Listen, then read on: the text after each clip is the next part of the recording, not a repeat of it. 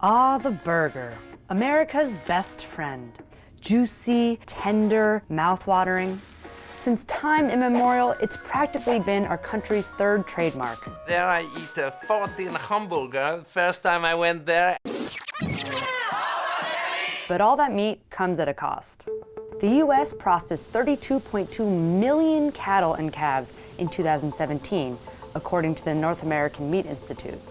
To make a single pound of beef takes on average 308 gallons of water. People love meat, I love meat, but there's also a recognition of the challenges of meat that's been harvested from animals, particularly in factory farming. Enter Beyond Meat.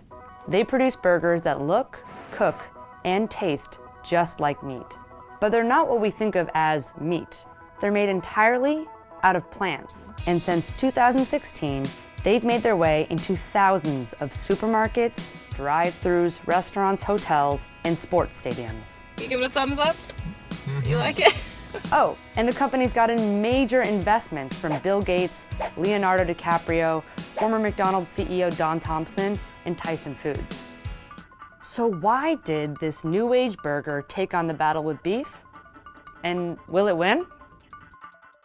At Beyond Meat's R&D lab, food scientists, chemists, and engineers are perfecting the art of the animal-free burger.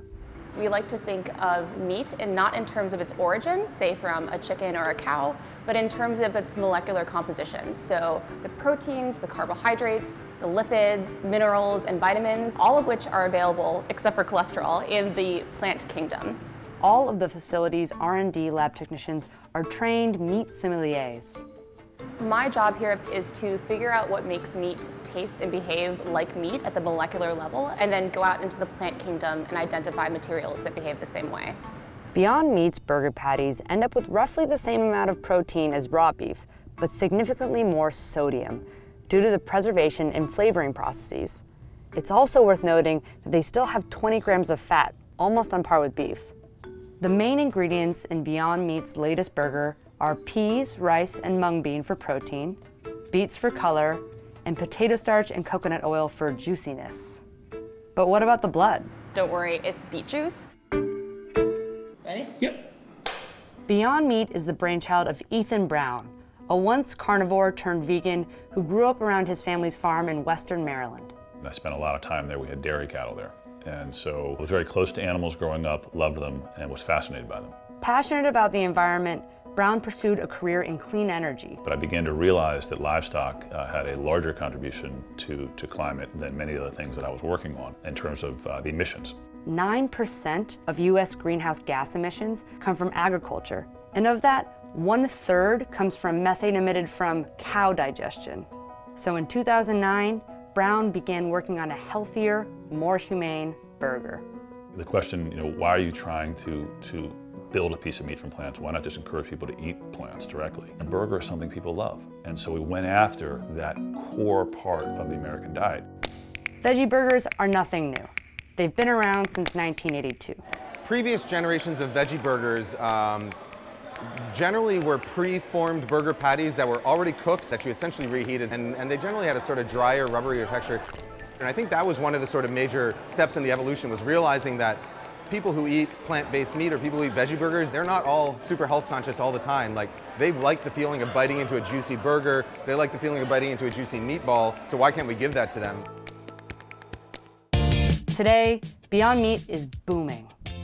The company has sold more than 25 million burgers worldwide since its launch in 2016, and it filed for a $100 million IPO in November of 2018.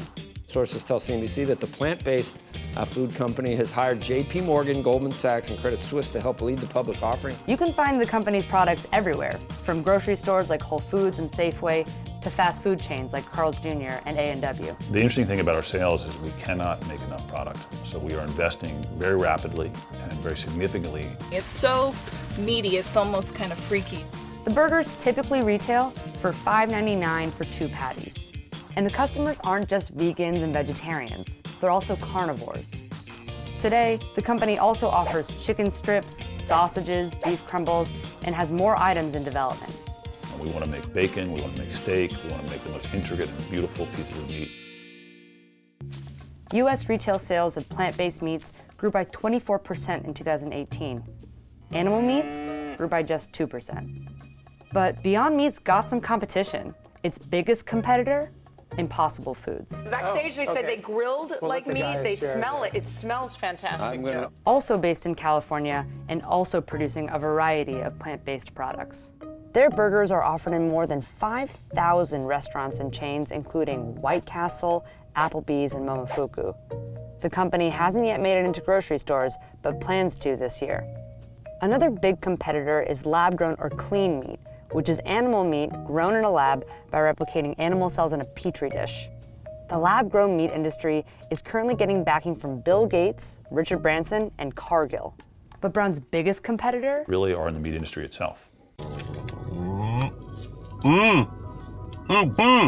I'm not vegan, but this is actually really good. I think we have reached one of two important tipping points as far as adoption of plant-based meat, and that is the quality of the product.